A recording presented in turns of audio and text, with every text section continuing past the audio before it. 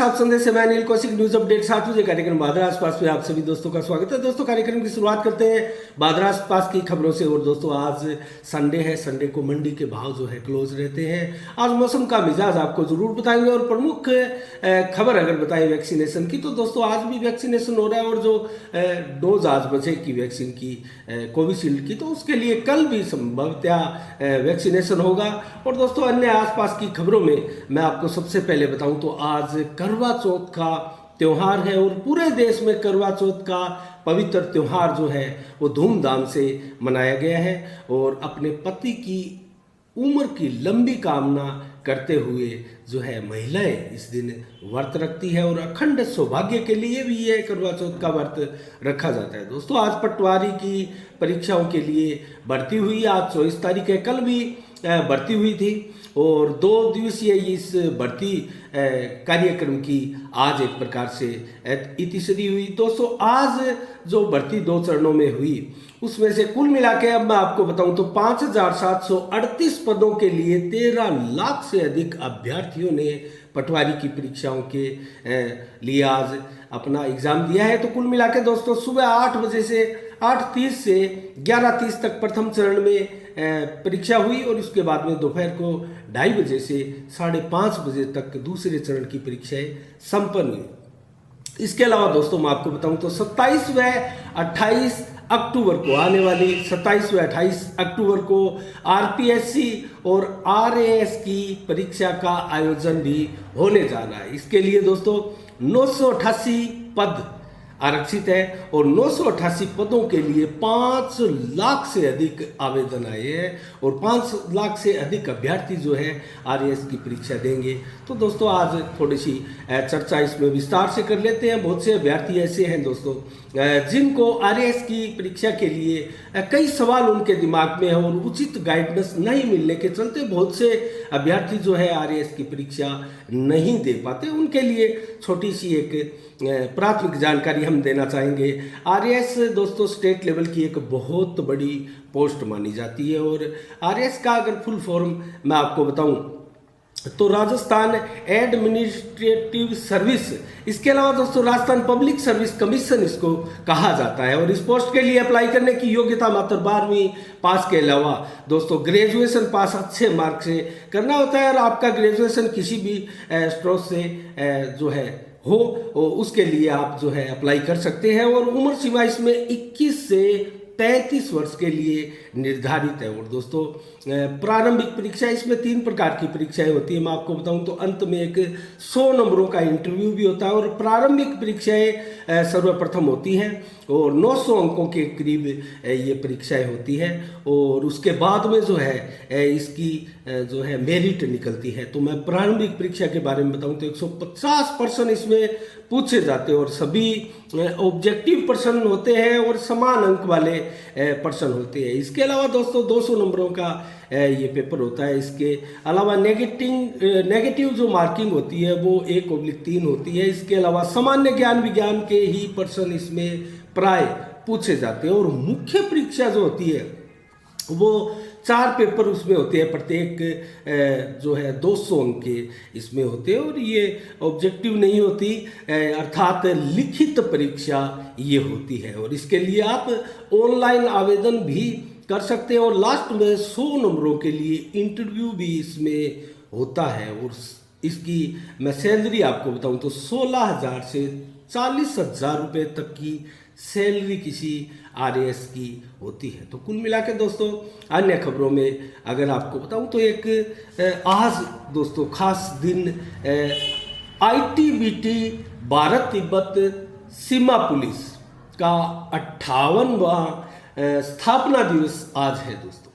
और इस स्थापना दिवस पर आईटीबीटी में दोस्तों अनेकों कार्यक्रम आयोजित किए जाते हैं और तिब्बत से सटी 3,488 किलोमीटर लंबी सीमा की सुरक्षा के लिए इसकी स्थापना की गई थी और इसकी स्थापना अगर मैं आपको बताऊं तो 24 अक्टूबर 1962 को आईटीबीटी का गठन हुआ था और तब से लगातार 3488 किलोमीटर लंबी हमारी भारत की सीमा है जो तिब्बत की सीमा से लगती है, उसके ऊपर जो ये प्रहरी है वो दिन रात सुरक्षा करते हैं।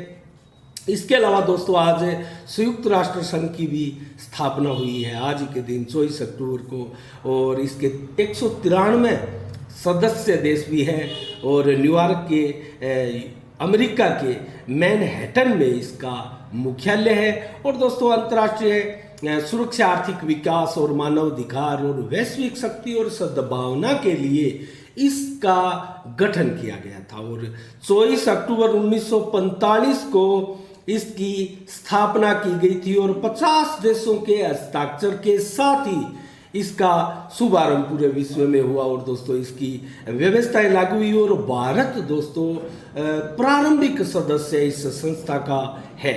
और कुल मिलाकर दोस्तों आज दुबई के इंटरनेशनल क्रिकेट स्टेडियम में भारत और पाकिस्तान के बीच T20 मुकाबला होने जा रहा है। इससे पहले 5 वर्ल्ड कप के T20 मुकाबले भारत व पाकिस्तान के बीच हुए जो 500 के 500 भारत ने जीते और करारी मात पाकिस्तान को 500 ही T20 मुकाबलों में भारत ने दी है। आज का मुकाबला कैसा रहता है ये देखने वाली बात है। मैच बहुत रोमांचक होगा, इसमें कतई संदेह नहीं है क्योंकि भारत पाकिस्तान का मैच सदैव ही रोमांच की सारी पराकाष्ठाओं से ऊपर होता है दोस्तों। तो कुल मिला के शाम को 7:30 बजे से इस मैच का समय निर्धारित है, तो रात्रि को होने वाले इस मैच का आप भी लुत्फ ले सकते हैं। और दोस्तों इसकी बहुत से संगठन हैं और बहुत से लोगों ने इस मैच को ना कराने के लिए भी सरकार से गुजारिश की थी, मांग की थी, क्योंकि जिस प्रकार से भारत पाकिस्तान के साथ जो संबंध चल रहे और आतंकवाद का जिस प्रकार से भारत में पाकिस्तान एक प्रकार से प्रायोजित आतंकवाद को फैलाए हुए हैं, उसको लेकर भी विरोध स्वरूप भारत पाकिस्तान के इस T20 मैच को रद्द करने की मांग की गई थी। लेकिन ये पूर्व निर्धारित कार्यक्रम के तहत ये वर्ल्ड कप का एक मैच है दोस्तों, इसकी एक अलग इसकी सीमाएं होती है। तो कुल मिला के इसके ऊपर भारत सरकार की कोई प्रतिक्रियाएं नहीं आई और ये मैच संभवतः आज होने जा रहा है। तो आप जब ये समाचार देख रहे हैं तो ये मैच होता हुआ आपको मिलेगा।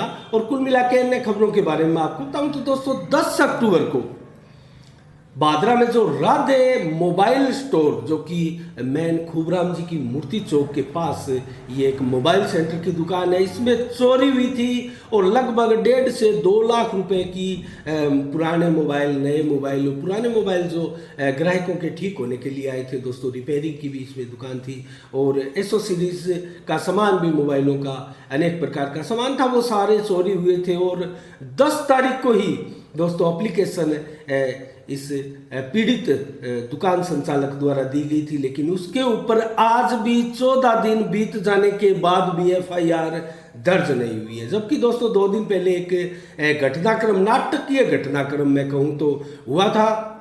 मोबाइल एसोसिएशन के अध्यक्ष शौकत खान नसवान की दुकान पर विधायक बलवान पुनिया पहुंचे थे और हमने वीडियो भी डाली थी, ये खबर लगाई थी। संभवतः इस खबर को देखकर ही ये चीज़ें हुई होगी। विधायक बलवान पुनिया पहुंचे थे और इस दुकानदार को बुलाया गया था और इस दुकानदार के सामने ही पुलिस प्रशासन को फोन किया गया था और तत्परता से कार्रवाई करने के निर्देश विधायक द्वारा दिए गए थे। और उसके बाद में दोस्तों कुछ सख्ताई भी हुई, तत्परता से कार्रवाई भी हुई, कुछ बिहारी युवकों को उठाया भी गया था और ऐसा कुछ होटल संचालकों द्वारा आरोप भी है कि हमारे दुकानों पर काम करने वाले कुछ बिहारी युवकों को उठाकर उनके साथ मारपीट पुलिस थाना में की गई, जबकि उनका किसी प्रकार से कोई लेना देना इस चोरी के मामले में नहीं है। लेकिन मुख्य अभियुक्त जो बताया जा रहा है दोस्तों, दुकानदार अजय सिंधी जो है उनके द्वारा भी बताया गया, तो मुख्य अभियुक्त जो है वो अभी उसके ऊपर हाथ नहीं डाला जा रहा है दोस्तों। वो किसी प्रभावशाली के घर में काम करने वाला बंदा है और दोस्तों वो मुख्य अभियुक्त बताया जा रहा है, उसके ऊपर कार्रवाई नहीं की जा रही है। ऐसा पुलिस के सामने भी, विधायक बलवान पुनिया के सामने भी प्रकरण आया था।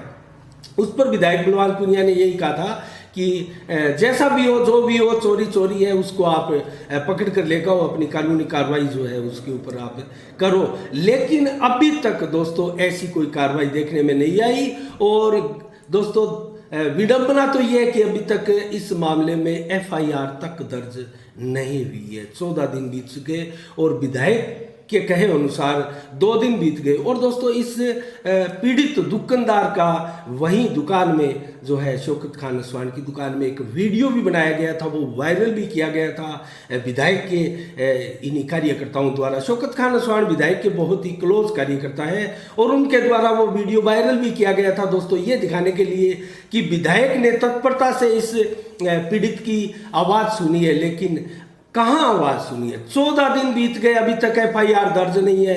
फिर कहाँ आप विधायक के खास माने जाते हैं और कहाँ विधायक की तत्परता है और कहाँ विधायक की कानून व्यवस्थाएं हैं? इसके ऊपर सवाल उठने लाजमी है। ये कोई विपक्ष नहीं उठा रहा है, ये मीडिया सवाल उठा रहा है। और हम इस बात की पुष्टि करते हैं कि अभी तक आज हमारी बात हुई थी उस दुकानदार से और आज भी उन्होंने कहा था कि पुलिस थाने में मुझे आज बुलाया गया है, लेकिन अभी तक मेरा मुकदमा दर्ज नहीं किया गया है।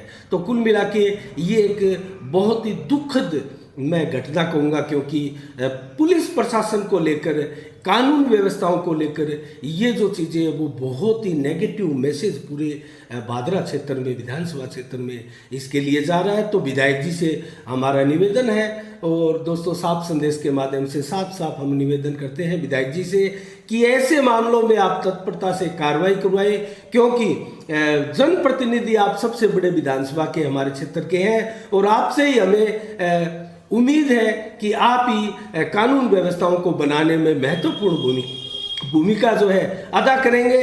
अगर आप इसमें कुछ नहीं करेंगे तो इसके लिए आपको ही क्षेत्र की जनता जो है वो दोष देगी, क्योंकि विधायक जो होता है वो बहुत पावरफुल इस क्षेत्र में होता है और सबसे ज़्यादा पावरफुल व्यक्तित्व अगर कोई होता है तो वो विधानसभा का विधायक होता है। तो आपसे उम्मीद है कि इस मामले की तत्परता से एफआईआर भी दर्ज होगी। और ये तो दूर की बात रही कि उस पीड़ित दुकानदार के जो सामान की चोरी हुई है उसकी बरामदगी अभी तक जब उसकी एफआईआर ही दर्ज नहीं हुई है तो बरामदगी फिर कहाँ से होगी? एक चीज़ मैं सवाल उठाना चाहूँगा दोस्तों, अभी तक उसकी एफआईआर दर्ज नहीं की गई है, लेकिन गिरफ्तारियाँ एक प्रकार से पकड़ा, बिहारी युवकों को पकड़ा गया और उनको पीटा भी गया। वो फिर किस बिना पर पीटा गया? क्या एफआईआर के लिए आवेदन नहीं दिया गया था? और आज जैसा कि पीड़ित दुकानदार ने बताया कि मेरे को जो है थानेदार जी द्वारा कहा गया कि आपने एप्लीकेशन ही नहीं दी, तो कहाँ से आपकी एफआईआर दर्ज होगी? इसके ऊपर उन्होंने ये भी कहा कि मैंने एप्लीकेशन यहाँ दी है, रूम में जो सामने एचएम का रूम है वहाँ दी है। तो इस पर कहा कि हमारे पास क्यों नहीं दिया आपने? आप कहाँ देते हो जहाँ दर्ज नहीं होती, आपको पता ही नहीं है। तो इस प्रकार की डांट भी इस दुकानदार को आज पुलिस प्रशासन द्वारा पिलाएगी। लेकिन दोस्तों थाने में जब एफआईआर करवाई नहीं गई, एप्लीकेशन ही नहीं दी गई, तो किस आधार पर बिहारी युवकों को जो है पकड़कर पीटा गया? तो ये एक बहुत ही बचकाना बात है और पुलिस प्रशासन अपनी जिम्मेदारी से मुंह मोड़ने वाली बात है। लेकिन इसके ऊपर तत्परता से कार्रवाई होनी चाहिए, क्योंकि ये किसी व्यापारी और दुकानदार का एक सवाल है। और कोई भी दुकानदार हो, चोरी की घटना हुई है तो अगर उसके ऊपर तत्परता से कार्रवाई नहीं होगी तो कहीं ना कहीं वो चोर जो है सामान को खुर्द बुर्द करने में कामयाब रहेगा और कहीं ना कहीं पुलिस प्रशासन पर इसके आरोप लगेंगे कि सामान को खुर्द बुर्द, चोरी का जो सामान है खुर्द बुर्द करने में कहीं ना कहीं पुलिस की भी इसमें कोई मिली भगती या इसमें कोई सांठ-गांठ अवश्य रही होगी। अन्यथा उस चोर को अभी तक क्यों नहीं पकड़ा गया? जबकि दुकानदार ने स्वयं बताया कि हमने एक मोबाइल में, जो पुराना मोबाइल चोरी हुआ था, उसमें एक जब कॉल की थी तो उसकी लोकेशन वहाँ आई जहाँ लेकर एक पुलिस प्रशासन के कुछ कर्मचारियों को गए थे और वहाँ उन्होंने एक प्रकार से उस चोर को पकड़वाया भी था और पकड़कर थाने में लाया भी गया था, लेकिन घंटे 2 घंटे में छोड़ दिया गया था। तो ये क्या चीज़ें हैं? ये चीज़ें नहीं होनी चाहिए और पुलिस प्रशासन को तत्परता से इसमें कार्रवाई करनी चाहिए। आज की समीक्षा में इतना ही दोस्तों। आज मंडी के भाव नहीं है, संडे है, लेकिन मौसम का मिजाज आपको ज़रूर बताएंगे। तो मौसम के मिजाज में दोस्तों मौसम के मिजाज में आज 24 अक्टूबर को मैं आपको बताऊं तो दिन भर आज सुबह बरसात हुई थी बादरा में, जैसे कि आशंकाएं हमने कल व्यक्त की थी। मौसम विभाग की भविष्यवाणी थी, उनके अनुसार आज सुबह बरसात हुई और आसपास के क्षेत्रों में भी कहीं हल्की और कहीं हेवी बरसात दोस्तों हुई। और आज उसके बाद में तेज धूप भी निकली है और 24 से 25 डिग्री का तापमान आज दिन भर रहा है और 7 से 25 किलोमीटर की रफ्तार से हवाएं भी चली है। कल देर रात को अचानक आंधी जैसा माहौल भी हुआ था और दोस्तों आज जो वर्षा भी हुई है और कुल मिला के तेज धूप और बादल जो है 100% आज छाए रहे हैं। और रात्रि को मौसम कैसा रहने वाला है इसके बारे में आपको बताऊं तो 22 से 24 डिग्री का टेम्परेचर आज रात्रि को भी रहने वाला है। इसके अलावा 7 से 11 किलोमीटर की रफ्तार से हवाएं भी चलेगी, बादल 73% छाए रहेंगे और वायु दाब दोस्तों 991 से 993 HPA रहेगा, अर्थात बरसात की संभावनाएं रात को भी बन रही है और 2.7 mm बरसात रात्रि के समय भी आज जो है चेतावनी मौसम विभाग के द्वारा भादरा क्षेत्र में जारी की गई है। इसके अलावा कल 25 अक्टूबर को तापमान कैसा रहने वाला है, मौसम कैसा रहने वाला है, तो 20 से 24 डिग्री टेम्परेचर जो है कल दिन भर लगभग 12 बजे तक रहने वाला है। इसके अलावा 7 से 14 किलोमीटर की रफ्तार से हवाएं चलेगी।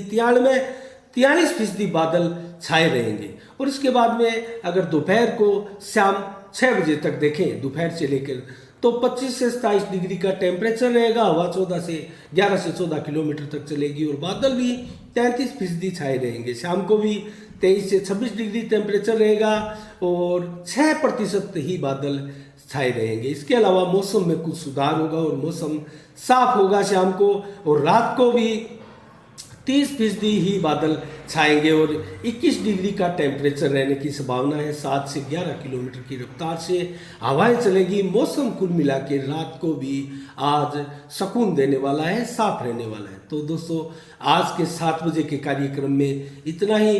कल ठीक शाम 7 बजे फिर आपसे रूबरू होंगे नए समाचारों के साथ, नई समीक्षा के साथ। तब तक के लिए दोस्तों मुझे दीजिएगा इजाजत। साफ संदेश से मैं अनिल कौशिक, नमस्कार, जय भारत, जय जय राजस्थान।